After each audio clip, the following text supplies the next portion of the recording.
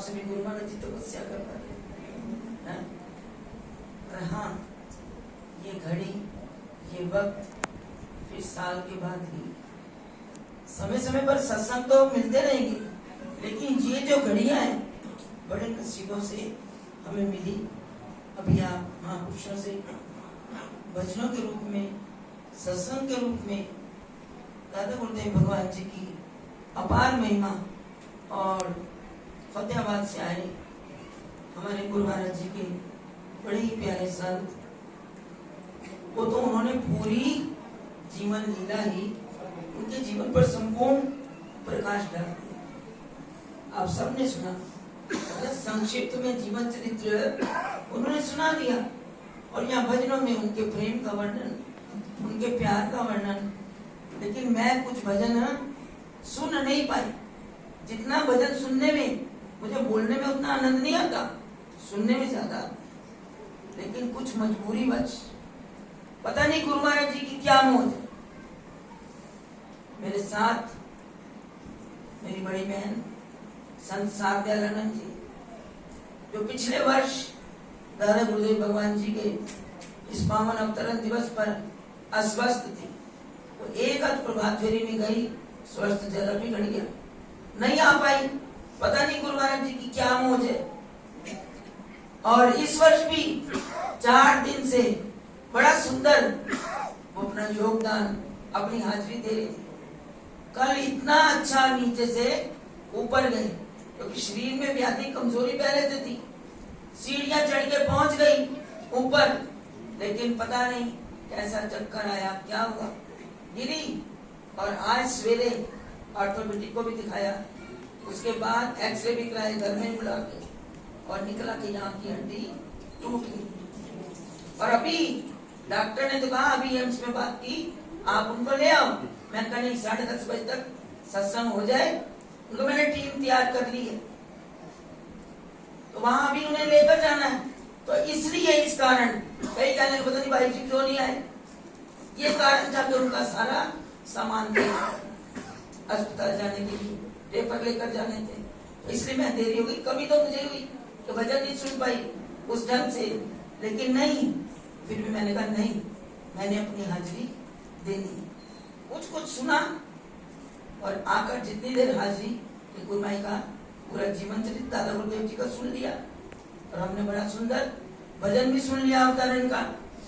काम तो पूरा हो जाता है, लेकिन जो एक ड्यूटी जो महाराज जी ने दी, उसको पूर्ण करने के लिए अब मैं ज्यादा समय नहीं लूंगी। मैं जानती हूँ सवेरे फिर आपने 4 बजे उठ के यहाँ हाजिरी देनी है, तो हमें दादा गुरुदेव भगवान क्या समझाते हैं। आप यहाँ आ रहे हो, और रोज क्या होता है आप बताओ, सत्संग के बाद क्या होता है, गुरु का लंगर। तो गुरु महाराज जी गुरु के लंगर की कईयों को तो महत्ता पता है, और कईयों को नहीं पता, जो सत्संग में कम आते हैं। तो उनका इशारा है कि हम रोज जो गुरु माई का लंगर खाते हैं, तो उसके विषय में उन्होंने बताया दादा गुरुदेव जी ने कि आप कहीं भी सत्संग घर में जाते हो, वो कहते शांत होकर सत्संग सुनो। ये ना कि क्या शांत रहिए, मन को स्थिर करके संतों की वाणी को श्रवण कर लो। और जब लंगर घर में जाते हो तो क्या लिखा होता है, खाओ मन भर, छोड़ो ना कन भर। बड़े ही सूत्र हैं छोटे छोटे। तो गुरु महाराज जी के दरबार में जब बसंत का पर्व होता है, बड़ा लंगर होता है, तो वहां भी यही लिखा होता है। तो सेवादार, जब माताएं, बहनें, बच्चे लंगर आता है ना, तो वो शायद कहते हैं बार दूसरी बार शायद सेवादार आए ना आए, कहते डाल दो। लेकिन जब खाया नहीं जाता ना, तो बीच में ही जूठा छोड़ देते हैं। लेकिन सेवादार इतने पक्के हैं, वहां पहुंचते ही सेवादार कह देते हैं, माता या भैया ये इतना जूठा क्यों छोड़ा, क्या पेट भर गया, कहते डलवाना कम था। लेकिन गुरु महाराज जी का हुक्म है लंगर जूठा नहीं छोड़ना। उन्होंने कहा आपको खाना पड़ेगा। और एक बार क्या हुआ, पंगत लगी हुई, एक माता बैठी हुई, एक बच्चा जिसके दोनों हाथ कांपते थे, वो क्या बीमारी कहते हैं, पर वो बीमारी उसको तकलीफ थी, उसके हाथ नहीं चलते थे, हिलते थे, वो भोजन ग्रास नहीं उठा पा रहा था। तो माता को तरस आया, उनका बेटा खाओ, तो उसने इशारा कर दिया नहीं खा पाऊंगा। तो माता जी ने उसको कहा बेटा मैं खिला देती हूँ, उसको खिलाया। जब उस बच्चे का पेट भर गया, उसने कहा और नहीं खाऊंगा। माता जी सहज स्वभाव से वो थाली लेकर बर्तनों में रखने के लिए चले गए। जब वहां गए, वहां जितने सेवादार खड़े थे, उन्होंने कहा माता जी लंगर जूठा नहीं छोड़ना। तो माता ने कहा ये मेरा जूठा नहीं है। तो माता जी हमें नहीं पता, थाली आप लेकर आए हो और आपको खाना पड़ेगा। कहने लगे मेरा जूठा नहीं है। कईयों के दिल में होता है नहीं खाते किसी का, उनका माता जी आपको तो खाना पड़ेगा। अब माता ने जब देखा कि सेवादार भी अड़ गए, तो माता ने रोते रोते कहा मैंने आज तक जिंदगी में अपने बच्चों का जूठा नहीं खाया, आज तुमने मुझे इस तरह कर दिया कि ये खाना ही पड़ेगा। उस माता ने अनमने मन से अंदर 2-4 चकोर बचे हुए तो निगल लिए। निगलने के बाद रोते रोते सेवादारों पे थोड़ा रोक चढ़ा। ऐसी भी माताएं होती हैं, क्योंकि हम तो 24 घंटे देखते हैं जब लंगर में बैठे होते हैं। जब ये कहा, माता ने कहा जाऊंगी गुरु महाराज जी के पास, सीधा थाली रख के गुरु महाराज जी को जाके कहूंगी ऐसे देवदार निकम्मे रखे हैं, दूसरों की जूठन खिला देते हैं। माता पहुंच गई गुरु महाराज जी के पास। जब पहुंची वही शिकायत कर दी। जब माता ने कहा तो गुरु माई ने ये नहीं कहा कि तुम मेरे पास कैसे आई। गुरु माई मंद मंद मुस्कुराने लगे। कहा मां मैं तेरा जीवन अगला जन्म देख लिया, मैं तेरा अगला जन्म देख लिया सी, तू सूर दा जन्म पाना सी, पता नहीं किती किती जूठन नाली चो खांदी है, तेन एक बच्चे दी जूठन खवा के ये सेवादारां दा कसूर नहीं, तेरा अगला जन्म भी मैं कट दिता। बोल मेरे श्री गुरु महाराज, मैं तेरा जन्म कट दिता।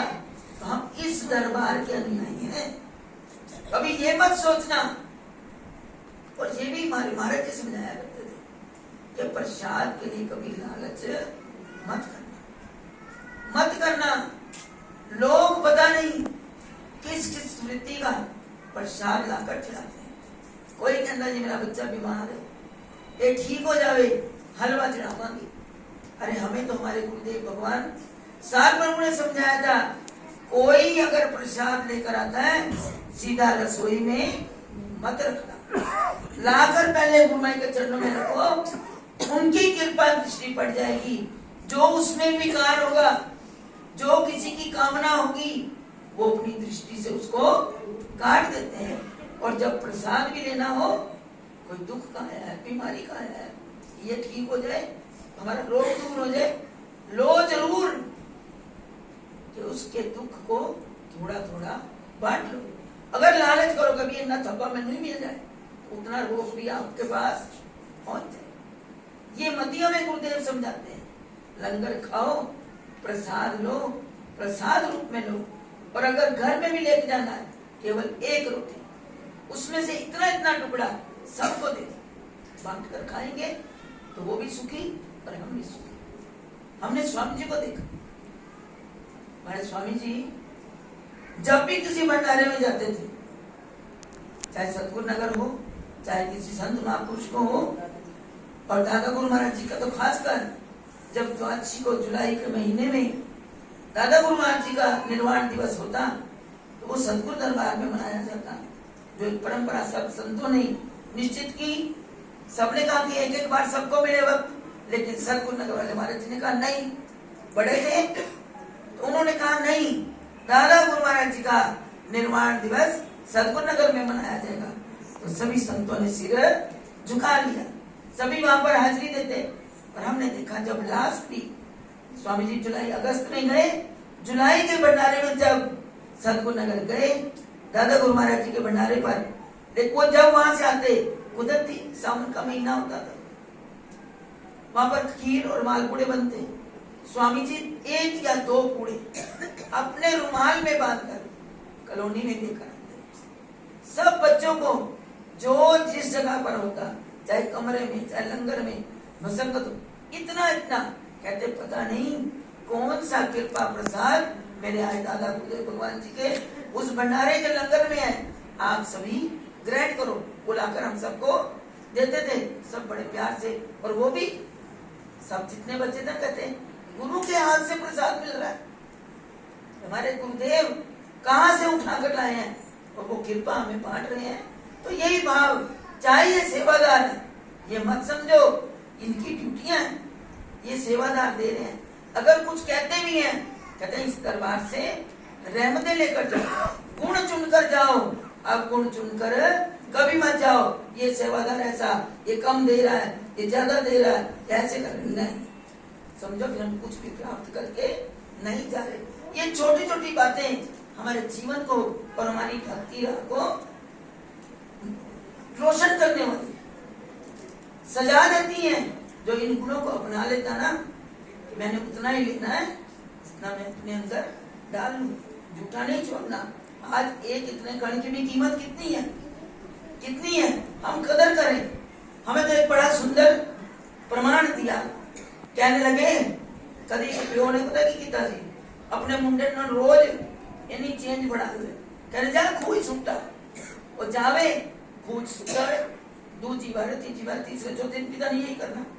और जब वो बच्चा कमाने के योग्य हुआ, उसके हाथ में मुट्ठी में इतने रुपए आ गए, पिता ने कहा जा पुत्र ऐ भी खूज छुट गया, ना पिताजी ये उन मेरी कमाई है, कहते जो नहीं छुटा अपनी कमाई करो तो तब पड़ती है, दूसरे की जितनी मर्जी उठाकर फेंक दो। ये भाव नहीं होना चाहिए।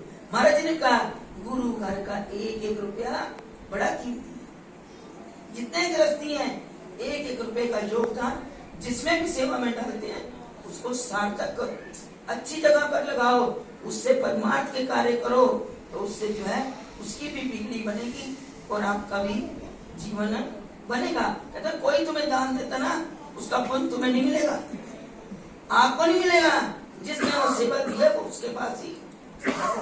तो इसलिए हम गुरु महाराज जी के इस आली दरबार में बैठे हुए हैं। हमारे दादा गुरुदेव भगवान जी ने ये रहमतों के भंडार खोले हुए हैं, उनमें से हम एक कण भी, सभी महापुरुष ये कहते हैं, एक मोती भी चुन कर ले जाएंगे, अगर गले में डाल लोगे आप सुशोभित हो जाओगे। हमारे गुरु महाराज जी का ये बड़ा सुंदर दरबार। अब जो जो दिन घट रहे हैं ना, तो हमारे दिल को भी कुछ होता है। 5 दिन आज हो गए, अब शायद 2 दिन बाकी है, कल का लास्ट और उससे बाद आखिरी लास्ट होगा, उसके बाद सम्मेलन। तो आज देखो हमारे गुरुदेव भगवान की बड़ी प्यारी सेविका राज बहन जी, जिनका सुंदर भी स्वरूप, आज वो पैसे भी शोभायमान होते थे, भजन गा के हमारे शिव भैया तो बड़ा मजाक करते थे, कहने जी देखो मैं फलाने नाल गाया वो भी चला गया, मैं उधर नाल गाया वो भी चला गया, हुण मैं राज बहन जी नाल गा रहा, आज वो बात सच हो गई है। जाना तो सब ने है, लेकिन आज उनके बच्चे की बेटियां बैठी हुई हैं, लता जी और छोटी को भी काकी करते आगे पता नहीं है, प्यार से, और बच्चे भी खड़े हैं पीछे, कितने प्यार से, उसी प्यार से क्या होता है, माँ बाप का नाम रोशन होता है। बच्चे उसी भाव से गुरु दरबार की सेवा कर रहे हैं। आज के लंगर की व्यवस्था, सत्संग की व्यवस्था, संतों का सम्मान आज उनकी तरफ हो रहा है, माँ की अंतरात्मा तो खुश हो रही है। तो गुरु भाई के चरणों में मेरी अरदास है कि इन बच्चों का प्यार और दिन दुगुना बढ़े और जीवन में हर तरह की तरक्की करें। गुरु महाराज जी इनका जीवन धन धान्य समृद्धि से सदा भरपूर रहे और इनके खजाने सदा मेहरों से भरे रहे, और आप सब संगत को भी, इस परिवार को भी दादा गुरुदेव भगवान जी के पावन अवतरण दिवस की लाख लाख बधाई। आज के इस सत्संग की इस परिवार को भी लाख लाख बधाई। बड़े प्यार से देखो, मेरा गला 5 दिन में ही बैठ गया, ये एक दिन नहीं, ये हमारे जन्मदिन से ही, श्री गुरु महाराज जी के अवतरण दिवस से ही सत्संग चल रहे हैं। हमें बैठने का समय नहीं मिल रहा, तो फिर भी सेवा करनी है ना, तो जैसे कर ले, जैसे वो करवा लें। तो इसलिए हम जो सेवा करते रहे यही गुरु महाराज जी से हम मांगे, तो आप भी यही दर से झोलियां फैलाकर मांग कर जाओ कि गुरु दर की हम सेवा करते रहे। तो गुरु महाराज जी का जयघोष बड़े प्यार के साथ ऊंचे स्वर से करें। बोलो जयकारा बोल मेरे